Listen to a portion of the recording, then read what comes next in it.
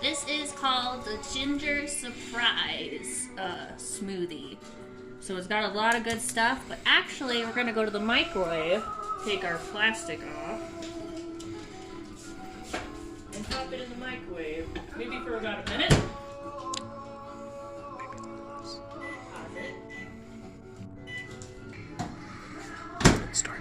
Okay, so it's really good. When you have arthritis and an autoimmune disease, you really shouldn't drink or eat cold things. That's really bad for your body, actually. You should drink, so that's why I put it in the microwave. So, let's try it.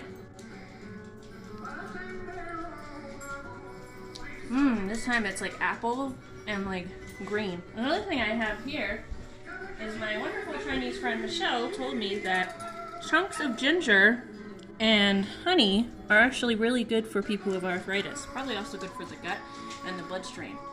That's it. This is DP.